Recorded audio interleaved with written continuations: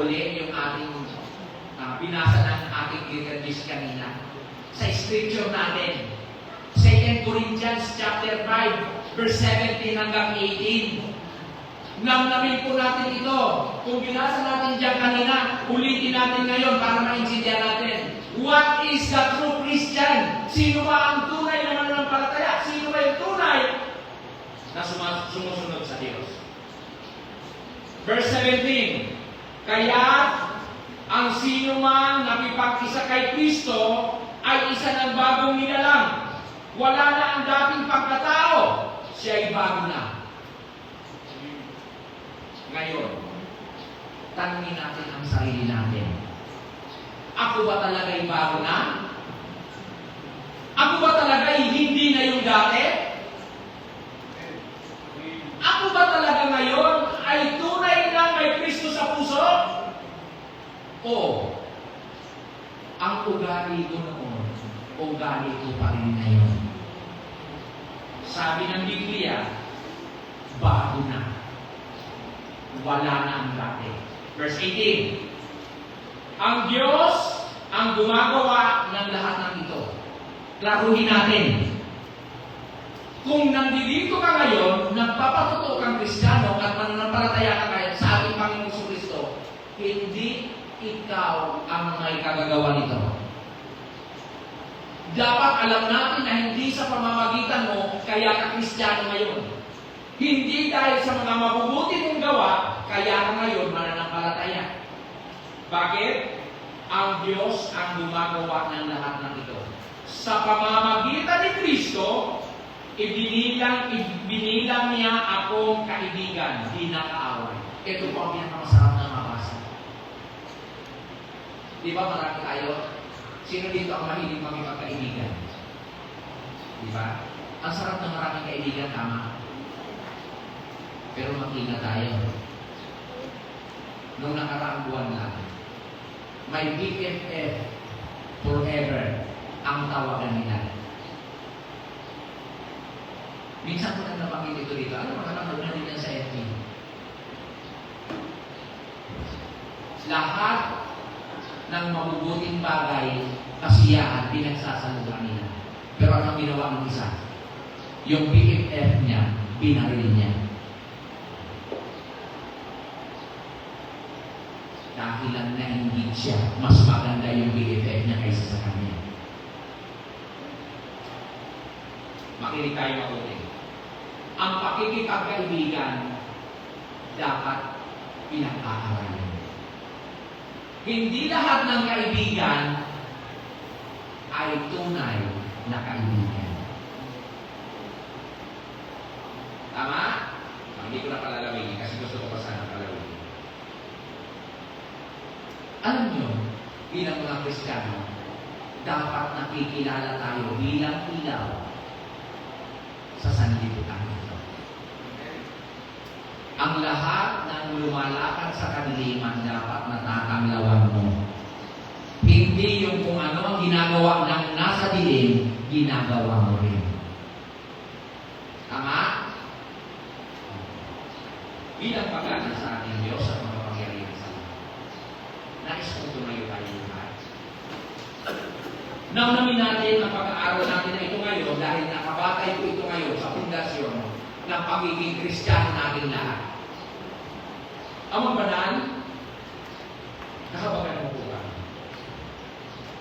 Wala naman po talaga kami malilingin sa karakter. Nabawasan niyo po ang laman ng aming mga puso at kaisipan sa mga oras na ito. Kung nandito man ang aming katawan, ngunit ang aming puso at isip ay wala dito, paalalahanan niyo po kami, Panginoon, na mag-focus lang po muna kami sa ilang minuto lamang na ito na pag-aaral tungkol sa aming pagpapatotoo sa aming pagkakakilala bilang Kristiyano at nasusunod sa Lord, samahan mo po ang iyong lingkod. Bigyan mo po ng bukas na puso at kaisipan na maihayag ang iyong salita sa pamamagitan ng banal na Espiritu. At gagawin mo ang mga makikinig. Bigyan mo rin ng bukas na puso at kaisipan na maranasan Panginoon Diyos ang iyong layunin upang ang mensahe ito ay tumingo sa aming mga puso at mabuhay kami bilang mananampalataya at tagasunod sa iyo sa sanlibutan ito. lugar ng mga makasalanan, lugar ng mga gumagawa sa kadiliman, ngunit kami itinuring mong liwanag upang tanglawan ang mga nasa kadiliman. Sa iyo na po ang kapurihan at pasasalamat sa mensahe nito sa pangalan ng Dalila, Panginoon Jesus, kahit na pagpuntas. Amen. Makakaunang po tayo. Bago po pupuntahan ang introduction, sino po ang nakakaalam ng istorya ng paniki o yung bat? May nakakita na ba ng ganyan ang klase ng hayop?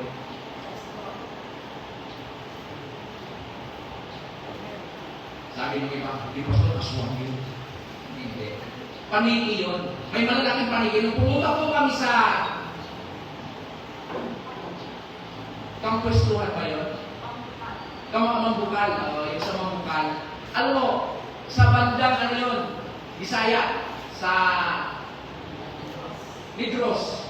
Ngayon, yung Mamambukal po na yun, mayroon silang tubig na lumalabas na mainit. Parang galing sa volcano. Tapos doon kami naliligo. Nag-overnight kami doon. Alam niyo po yung puno doon, nagtataka kami. Kasi lalaki ng mga puno. Ngayon, akala ko, lahat ng nandun doon sa taas ng puno, puro dahon. At totoo pala yung puno, walang dahon. Alam niyo po ano nakita? Lahat ng mga sanga, bawat sanga na ganyan, may mga 20 pirasong paniki na nakadapo. Kaya pagtingin mo parang daming dahon. Pero ang totoo pala wala ng dahon yun. Puro sila malalaking paniki, ang lalaki talaga naka... Okay. So, ano ang connection ito dito sa Christian identity? Mukhang hindi ko talaga narinig ang kwento na yan. Hindi ko ito mo ngayon. Kahit sila naman. Kasi ito, kahit sila naman talaga ng message na. Sino ang may idea bakit siya sa gabi lumilipad? Kasi sa gabi lang siya lumilipad. Umaga, hindi siya nakakalipad, tama? Okay, ito ang pinang niya. Huwag na natin siya. Sabi si Bel, bakit sa gabi lumilipad? Puyat.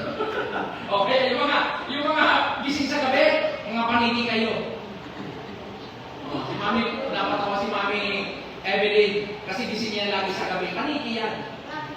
Grabe naman si Pastor. Okay, hindi naman. So, ito po ang gusto kong ikwento sa inyo kung bakit yan sa gabi na lumilipad. Ganito po kasi ang nangyari. Noong mga panahon, nagkaroon po ng argumento yung mga ibon na lumilipad at yung mga hayop na gumagapang. Nagkaroon ng argumento. Kasi, kailangan mapatunayan kung sino ang kumakampi doon sa mga lumilipad at sino yung mga kumakampi sa mga gumagapang. Kaya lang ko yung kwento para makikinda dito mga bata. Ngayon, ano nangyari? Nakikita niyo ba ang itsura ng paniki? Ang mukha niya, mayroon siyang mukhang parang daga. May tayo siyang parang daga. At ano sakit sa kanya? Mukha siyang daga, pero may pakpak siya. Tama? So, mayroon ang nangyari. Pag nakasama niya yung mga gumagapang na hayop, sinisiraan niya yung mga lumilipad. Maniwala kayo sa akin. Walang plano yung mga lumilipad kung hindi sakupin kayo. Kaya dapat magpakanatak kayo. Ganito lang ginagawa niya. Gusto niya maglidir-lidiran. Maniwala kayo sa akin. Tapos sabi naman ng mga gumagapang, ano naman ang rason bakit kami maniniwala sa iyo? Ang dami mga mas malalaki pa sa iyo. May tinatawag tayong Lion King. Tama? So may hari-harian talaga sa lupa, di ba? Mga gumagapang. So hindi. Kasi yung Lion King ninyo, hindi yan katulad ko. Yung Lion King nyo nakakalipad? Di ba? Parang siya doon. Nakakalipad siya eh. Sabi niya, sige, paniwalaan ka namin. So ngayon, eto ang masakit. Pagkasama niya naman yung mga lumilipad, sinisiraan niya naman yung mga gumagapang.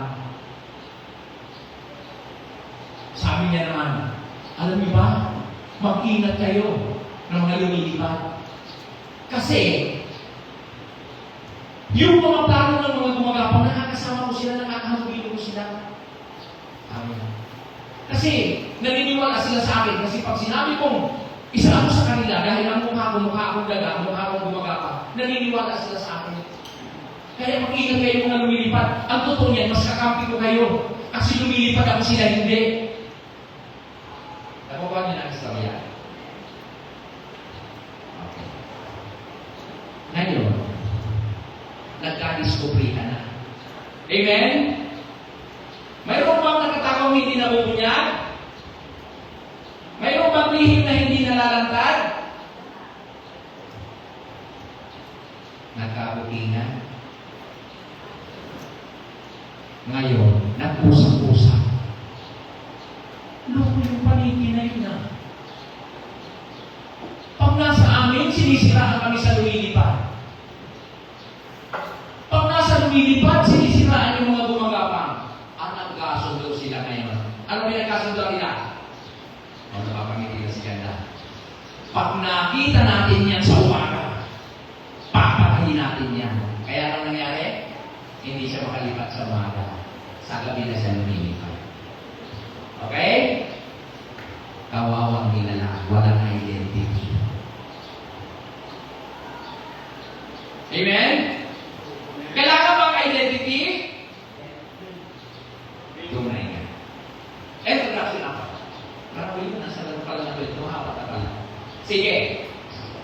Sabi dyan, the identity of a Christian as a disciples, followers, and child of God rooted in Jesus Christ. Klaro? This is not based on anyone's job, status, or opinion.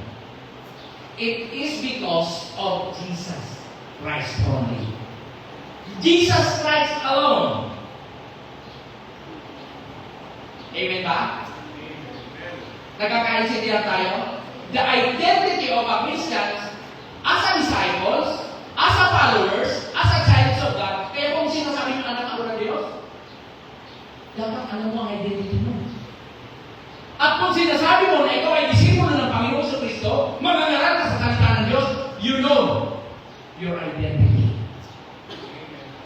At kung ikaw ay nagsasabing anak ako ng Diyos, dapat alam mo ang identity mo bilang anak ng Diyos. Amen. Number 2. This is because of the divine truth. Pakinggan natin. Hindi mo basta-basta. Sabi ko nga po sa inyo, ang nagsasabing anak ako ng Diyos, hindi po yan basta-basta. This is because of the divine truth that Christians or Christian is united with Christ. Redeemed, loved, and transformed by the Holy Spirit. Amen? Kaya without the Holy Spirit, huwag na po tayo maglalabas.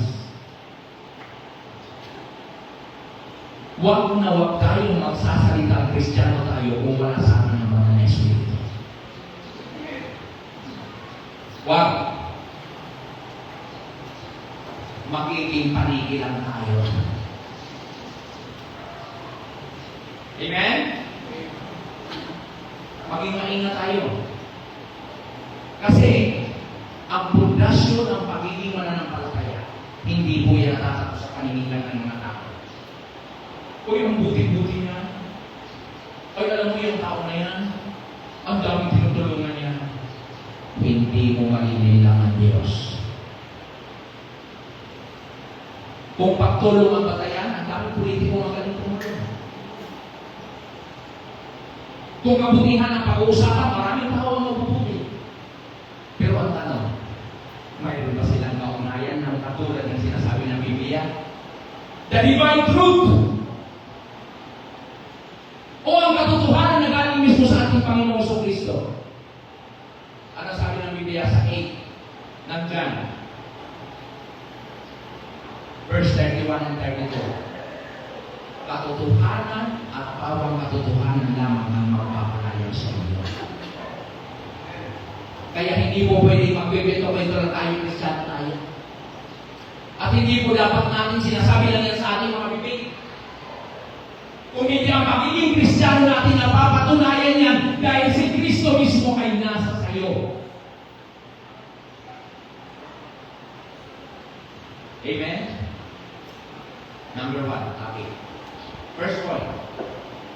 Makikita po natin ito base dito sa pinag-usapan natin na ang isang nilalang dapat bago na. Wala na ang dating pagkatao. Ang tunay na pagiging Kristiyano ay hindi nabubuhay sa kung ano ang kanyang nakaraan. Kung hindi, isa na siya ng bagong nilalang. Romans chapter 12 verse 2. Sabi diyan, complete spiritual transformation. Mayroon pong complete spiritual transformation. Pag sinabing complete, walang kulang. Pag sinabing kompleto, walang napingas na kahit bahagi.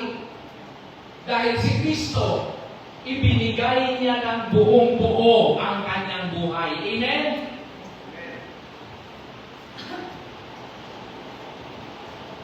Verse 2 ng chapter 12 ng Romans. Huwag kayong makikiayon sa takbo ng mundong ito. Dami na po nakakaalam ng binabasa na yan. At basang-basa na po nila yan. Mag-iba kayo sa pamamagitan ng pagbabago ng inyong una pag-iisip. Bakit pag-iisip? Maraming mga tao kung saan-saan na napupunta ang isip. Upang maunawaan ninyo ang kalooban ng Diyos. Maunawaan nyo ang alin? Ang alin? Bakit dapat natin malaman ang kalooban ng Diyos? Kasi ang kalooban ng mundo ay para sa ikapapahamak mo at ikapapahamak. Amen? Kung ano ang mabuti, kalugod-lugod at ganap na kalooban ng Diyos. Pakinggan niyo mabuti ha? Kaya bakit complete transformation? Ang nais ng Diyos. Hindi yung Kristiyanohan. Sabi nga, hindi tayo galing kahapon. Nagluto ako dyan, pastor, ng pansit-pansitan. Ay, hindi yung totoo. Kasi bakit? Pansit-pansitan eh. Pero kung niluto mo pansit, pansit talaga yun. Tama ba? Eh, meron ako dito, pastor, kwarta-kwartahan. Hindi yung totoo kwarta. Tama? So, bakit complete transformation ang pagiging Kristiyano? Kasi hindi po kayo Kristiyanohan. Tama? Kung ano ang mabuti, kalugod-lugod at ganap na kaloob ng Diyos. May kaloob ang Diyos? Yes, may kaloob ang Diyos. Dahil hindi tayo pwedeng maging Kristiyano kung wala tayong tinanggap na kaloob. Laruin natin yan lahat. Walang pagka-Kristiyano kung wala kang tinanggap na kaloob. Bakit? Unahin mo lang. Di ba sabi natin, lahat tayo ng makasalanan ay nasa sanglibutan? Tama? Lahat ba ng makasalanan nasa sanglibutan? I-imagine mo, binago ka ng Diyos ng buong buo dahil buong buong binigay ng Diyos ang kanyang sarili. Tapos nagiging Kristiyano man lang pala tayo. Anong klaseng Kristiyano tayo sa Diyos? Sa kanyang mga pinagkaloob sa iyo at sa akin. Amen? Kaya ang identity mo bilang isang Kristiyano, dapat alam mo. Bakit maraming mga Kristiyano totoo na nagsasabi? Kahit hirap na, kahit gumagapang na nananatiling Kristiyano, dahil ito halaga ng Diyos. Pinapatutuhanan si Kristo pero lalatikulin sila, ikukulong sila. Ano sabi ng Biblia? Nagpupuri pa sa Diyos. Yan ang tunay na identity as a Christian. Yan ang tunay na layunin ng Diyos. Ikaw at ako, maging buhay na patutuo ng tunay niyang pagbabago.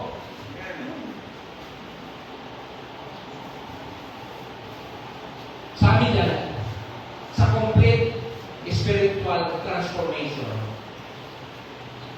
letter A, creating a new beginning. Why? Sabi ng Lord, there is new every morning. Hindi mo pwedeng sabihin sa sarili mo, Pastor, okay na ako. Tinanggap ko ng pastor kung nakaraan pa yung Panginoong Jesucristo kailan tayo. Ay, hindi mo maalala, Pastor? Pero Pastor, tinanggap ko siya. Pwede mo, hindi mo makalimutan, pero yung kapangalakan ng Espiritu, limot mo. Baka may problema tayo. Dapat, ang tunay na pagbabago na binubuo mo sa buhay mo ay pagbabago na kilalang ang Diyos ang gumawa, hindi ikaw. Amen? Dapat, ang pagiging Kristiyano mo ay hindi base lamang sa mga bagay na sinusundan mo, hindi sa pagkaunawa na ginagawa mo, hindi sa mga bagay na kung ano ang alam mo. Kung hindi, ang tunay na pagbabago, nililikha ng Diyos sa iyo araw-araw. Amen? Hinuhubog ka bilang anak. Si Brother JP, may baby kwayo. Ngayon, sasabihin ni Sister Rupa, naisipan ko naman na yan, hindi bahala na siya. Ganun ba? Ganun ba? Hindi matutuwa si Brother David. Nasasabihin ni Sister Rupa, kala nyo ganun kadali makire? O Sister Rhea, ganun ba kadali makire? Hindi nga sila hiniri. Hiniwa sila. O kala nyo ganun kadali iwaan? O. Kaya hindi mo madali na lagi silang may bagong inaalam. Tignan mo.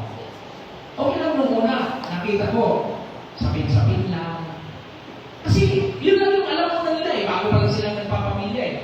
Okay, paglabas ng imperium, pagdating sa bahay, may sapin-sapin lang muna, tapos may dalawa muna sa gilid.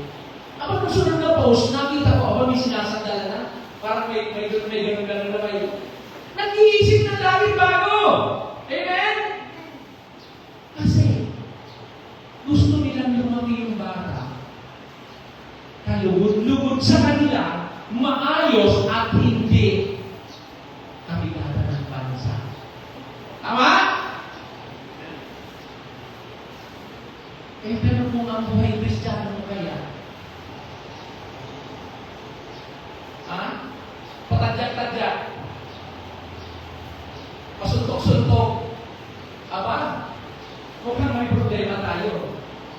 We are not creating a new beginning para sa araw-araw na proseso ng Diyos sa buhay mo. Amen? Kaya hindi po tayo dapat nag-worry kung may mga pangyayari. Kaya sabi ko nga, ako sa pamilya Brother Joshua kaabot sa baba. Alam mo hindi problema? Ako, nung unang dating ko dito sa Antioch Community Christian Church bilang pastor, aminin ko sa inyo ang katotohanan. Hindi ko alam ang gagawin mo. Hindi ako pastor.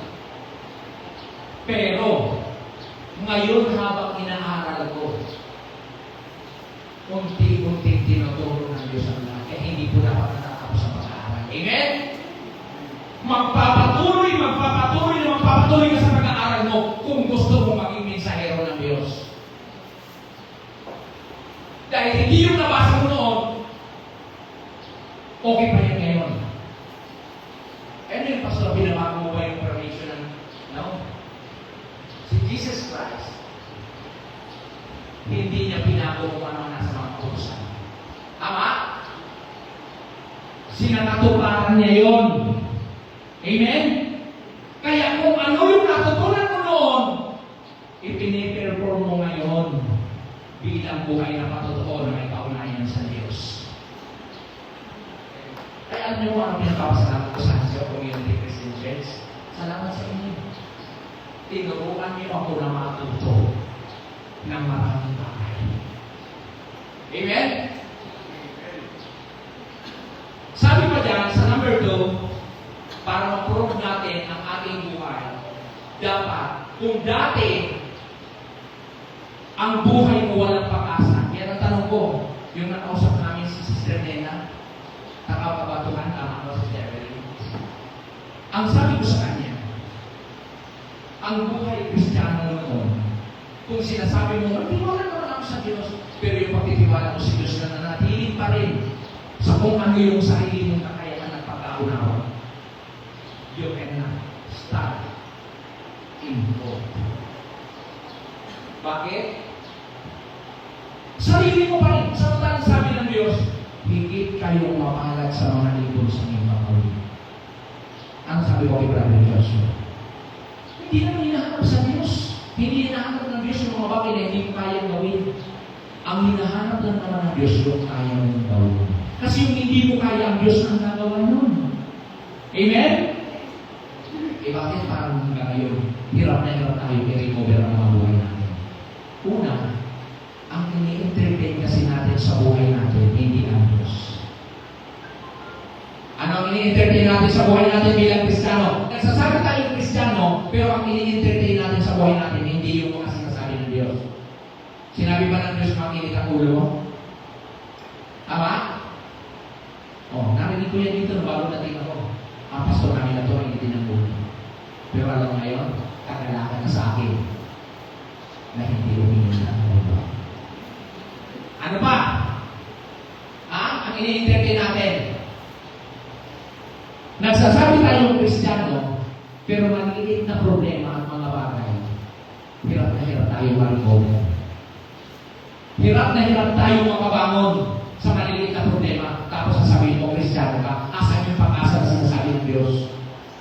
Na hindi mo kayang gawin niya ng Diyos. Kaya kang magbabago ng problema, tapos sasabihin mo, Kristiyano ka? Aba! Kung nakasunod ka ng Kristo, naniniwala ka na wala nang imposible sa Diyos, tapos sasabihin mo, malaki ang problema mo.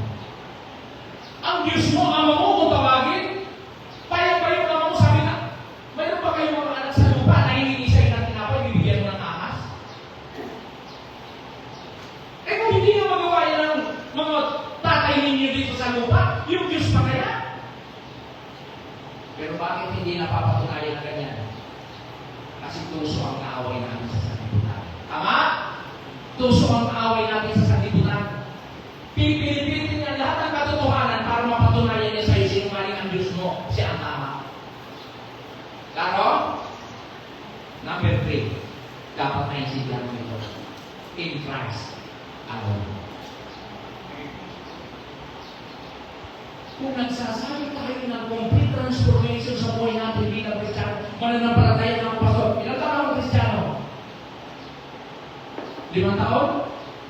10 taon? 20 taon? Hindi maramdaman yung tunay na Diyos sa buhay mo. Anong klase Kristiyano tayo?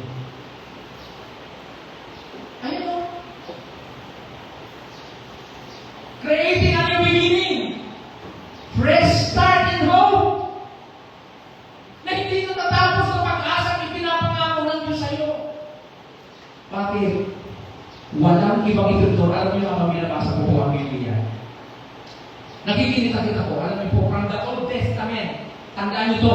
From the Old Testament hanggang matapos ang Revelation, iisang tinuturo.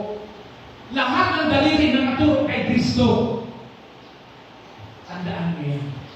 Maraming mga kaganapan, maraming mga nangyari, pero itinuturo nila walang iba kung ang Kristo ito na sinasabi mo, tagapagligtas mo. Pag-aralan niyo ang Biblia. In Christ. Without Jesus, wala na pag-asa ng tao.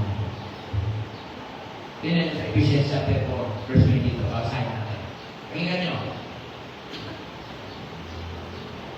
Iwanan na ninyo ang dating pamumuhay. Yan na.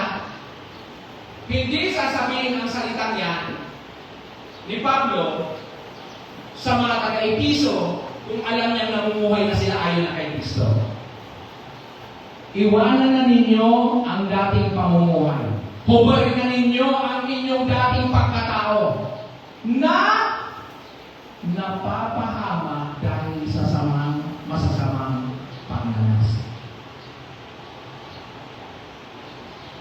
Pastor, masama ba ang nasa lima ka? Hindi. Tama? Sabi nga ni Tita sa akin, Pastor, panagdala ako sa luto ng takasama ko.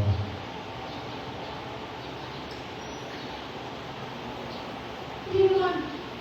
Bakit humingi ka sa akin ang bangayan mo? Ang tanong ko lang naman sa iyo, nakalulunod ba sa Diyos yung ginagawa mo?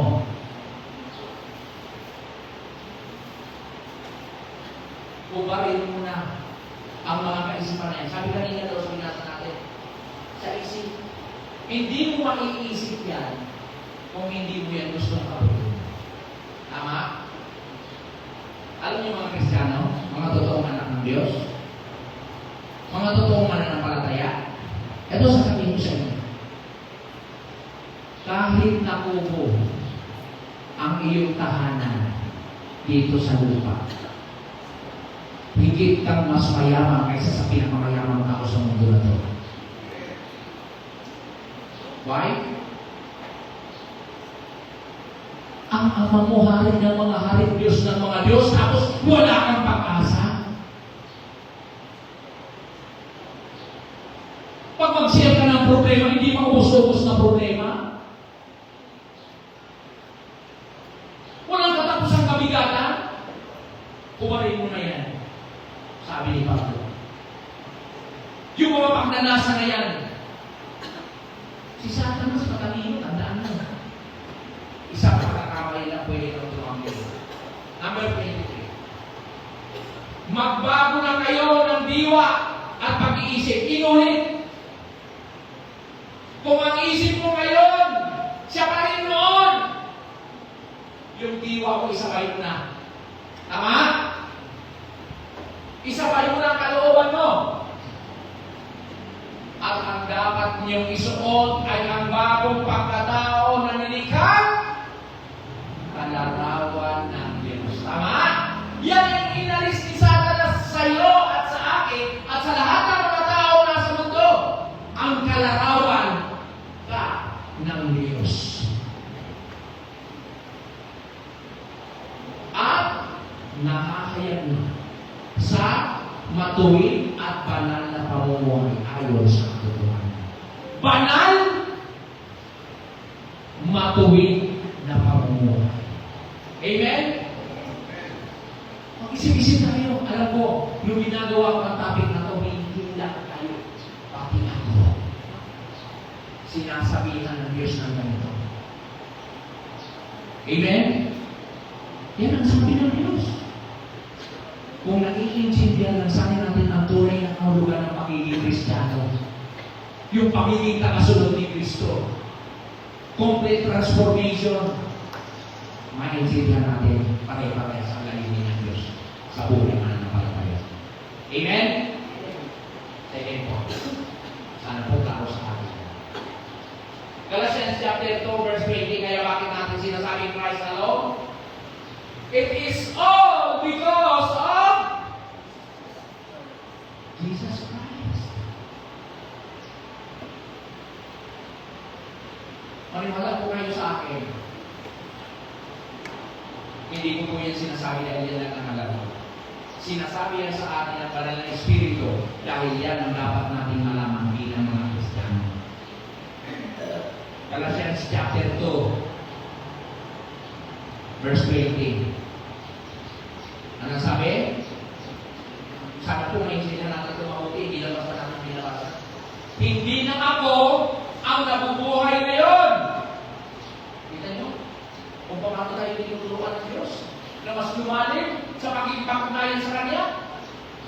Hindi na ako ang nabubuhay ngayon, kung hindi si Kristo na ang nabubuhay sa akin. Grabe. Papatayin mo na yung sarili mo, wala nang pag-asa yan, binago ka na.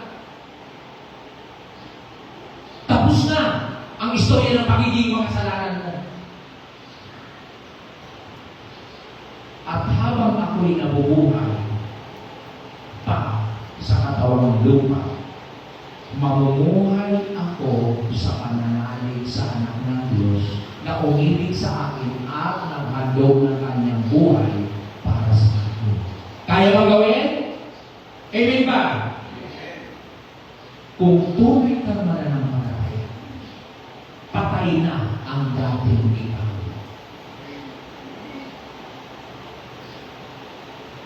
Isa ka ng bagong nilalang. Binigyan ka na ng Diyos ng karapatan maging tagapagmana. Hindi ka ba natutuwa?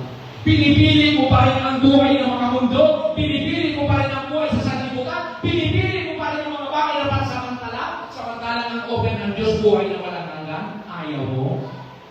Kaya alam mo, sabi ko kahapon, o kanina umaga lang, nabanggit ko rin ulit. Pag napunta ka sa impyerno, wala kang ibang sisisihin sa sarili mo.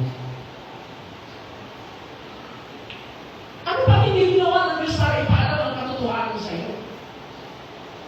Kaya alam niyo po, bakit ang daming mga lingkod ng Diyos ang hindi pinag-iisip kung walang pang gasolina, walang pang pamasahe, walang inalpusan, walang pinanghalian, patuloy na naghahayag ng salita ng Diyos? Kasi alam nila na ang lahat ay dapat makarinig ng mabuting balita. Kasi bakit? Walang tao mga tuwiran sa harapan ng Diyos pagdating ng Panginoon. Wala kang ibang sisisihin yung sarili mo kasi hindi mo binigyan ng importansya ang sinasabi ng Diyos sa iyo. Kaya pag napunta ka sa impyerno, ikaw din ang may kasalanan, wala nang iba. Number 4. It's all because of Jesus. Nakita po natin. Sabi dyan, new creation. Makikita po natin kung bakit new creation ang sinasabi ng Panginoon sa atin. Maging bago na wala ka ng dati, isa ka ng bagong nilalang. Alam niyo kung bakit? Ang titirahan mo din bago. Di ba sa mga tao, pag nakabili ng bagong bahay, tandaan nito, pag nakabili ng bagong bahay, ang gusto nila, bago rin lahat ang gamit. Tama ba? Di ba ganun eh? Di ba? Kapag nakabili ng bagong bahay, ang gusto rin lahat bago ang gamit. Lahat ng mga luma, ipapamigay na yan. Kanina na yan, wala na. Bagong bahay namin, proud na proud.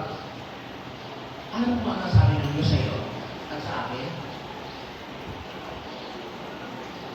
Mayroong bagong langit at bagong lupa. There is a new heaven and new earth. Tapos sasabihin mo, Pastor, yung luma ko, papasok. No. Walang lumang makakapasok sa bagong langit at bagong lupa. Lahat ng luma susunogin. Tama? Ano sabi na ba yun? Alamin natin ang katotohanan. Sa new creation, may gusto ang Diyos na ipapaalam sa iyo at sa akin. Dahil ang lahat na binago ng Diyos ang makakatira sa bagong langit at bagong lupa. Number 2, para lang mabot natin. Ano sabi? All things are past.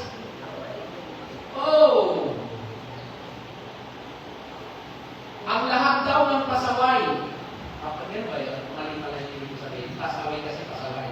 Hindi. Ang lahat ng mga bagay na natapos na at nakaraan na. Wala na yung halaga. Bakit? Bago ka na nga eh. Isa ka na ngayon na alam ng Diyos. Dati makasalanan na. Wala kang alam tungkol sa mabuti. Gumagawa ka ng mabuti, pero wala kang mapaunayan sa Diyos. Wala kang mapaunayan kay Kristo, wala kang mapiso sa puso. Kaya dapat ang lahat ng nakaraan mo ngayon. Sabi ko lagi, binabanggit ko ito.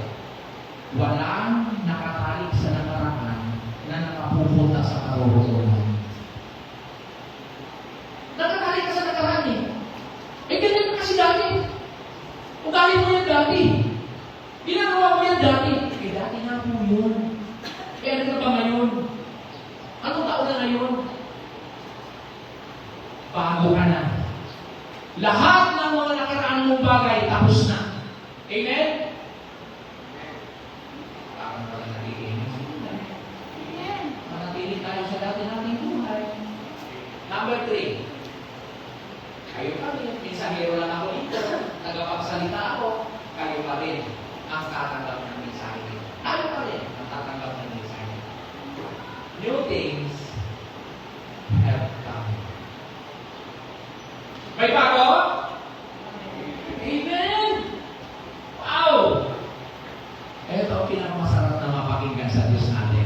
Ang Diyos pala natin, Hari ng mga hari, Panginoon ng mga Panginoon, hindi siya nananatili na kung ano rin yung mga luma, yun din ibibigay sa iyo. May bago. Ang galing ng Diyos magplano. Ang sarap, alam niyo po, pag pinagninilay-nilayan ko yung proseso ng Diyos from the Old Testament hanggang sa New Testament, hanggang matapos ang mundo, alam niyo, lulundag ka talaga sa saya. Lulundag ka talaga sa saya. Alam mo, sabi ng Revelation chapter 21, doon sa new heaven and new earth, alam mo, wala nang pagluha. Wala nang sakit. Wala nang kalungkutan. Bakit? Lahat ng lumang iniwan na, isa ka ng bagong. Ang sarap, bakit?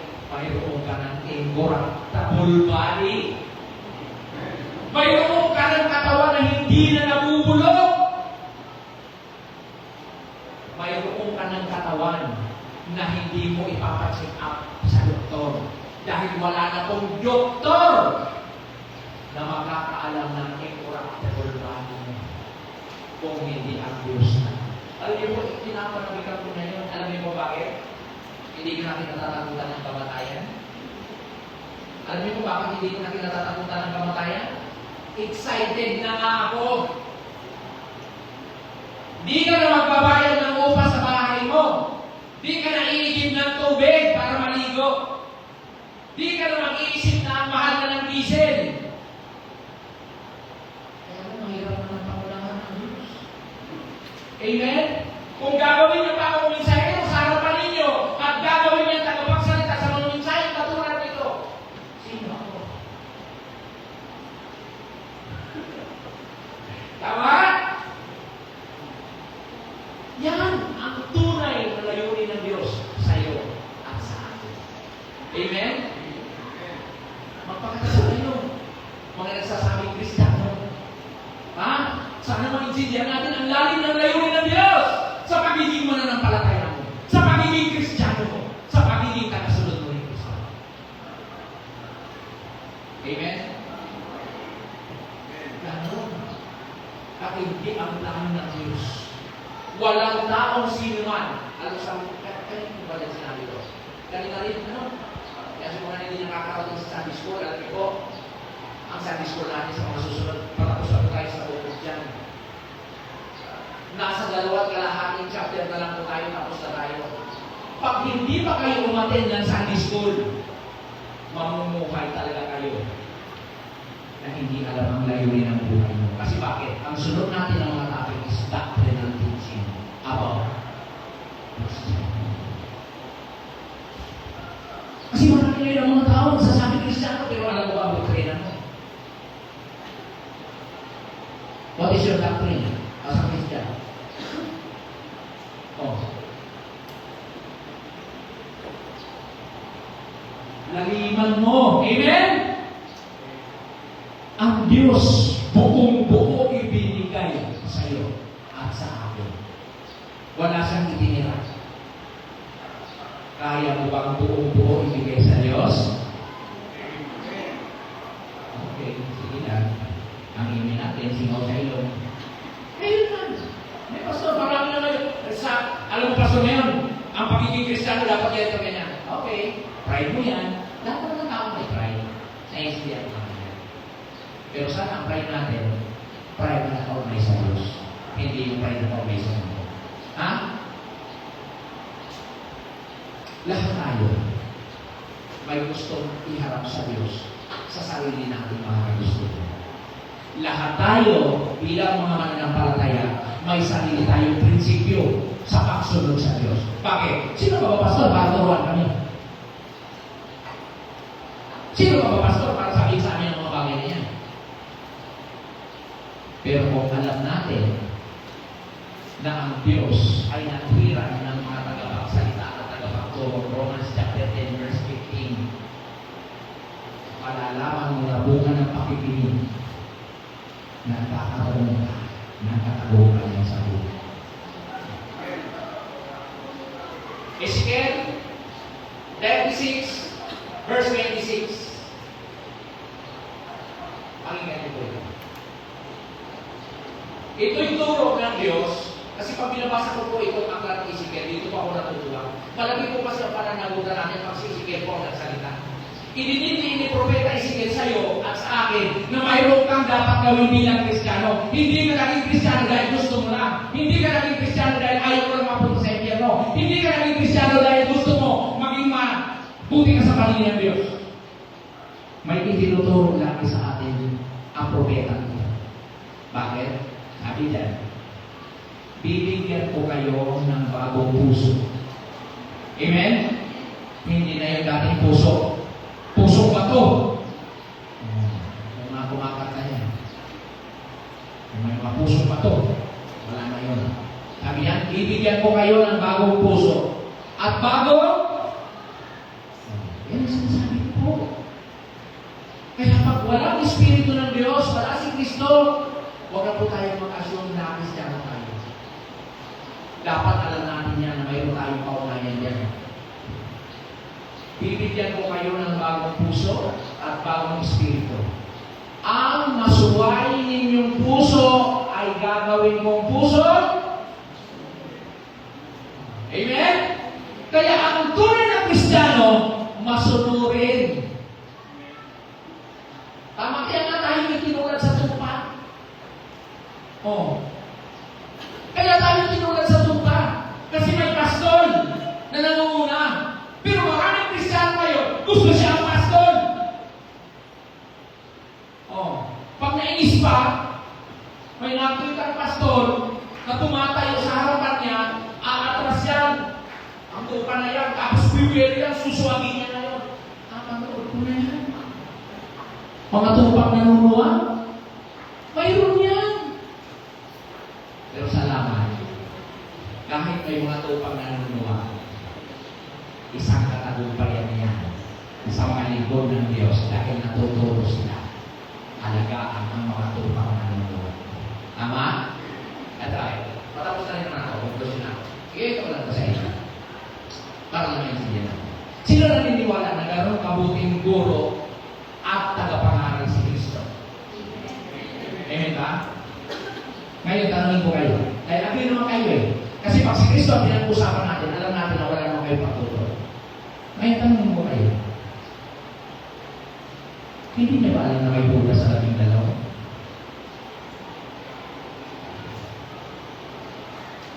Amen ba? Alam niya na may bulas. So, kung sa bawat 12 may isang bulas, ano ini-expect mo bilang lingkod ng Diyos? Ang nakakalungkot na, alam niyo po kung ano? Hindi natin alam. Si Kristo alam niya yun. Tama? Tayo, hindi natin yung maituro dahil wala tayong karapatang magbasa ng puso at isip ng tao. Eh, paano kung ako bukas?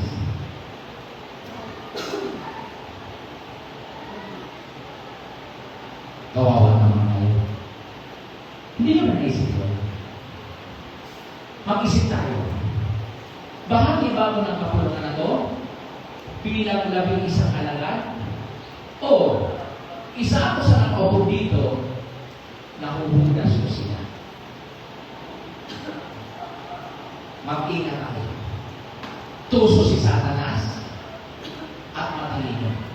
Kaya niyang patutuhanan akala mong mabuti, pero ang layunin ng puso ay iba. Amen? We know that the Christian is there is identity.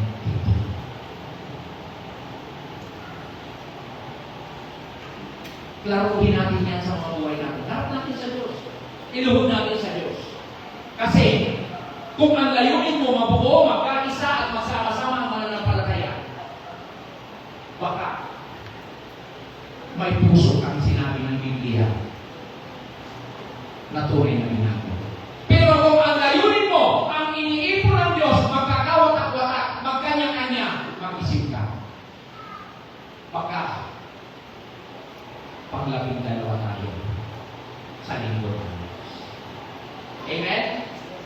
Conclusion na ako. Sabi dyan, sa aking conclusion, kung alam mo na ang identity mo bilang Kristiyano, alam mo, you are union with Christ. Tama? Kaisa ka na ni Kristo. Si Kristo, kahit kumaharap sa mga Pariseo at mga Istiba, na wala nang ibang minawagtulig sa isa, pinapaalam niya pa rin ang katotohanan sa kanila. Tama? Hindi ka mabuti dahil sa mabuti lang sa'yo. Kahit sa masama sa'yo, maging mabuti ka. Amen? Yun ang sabi ng Bible.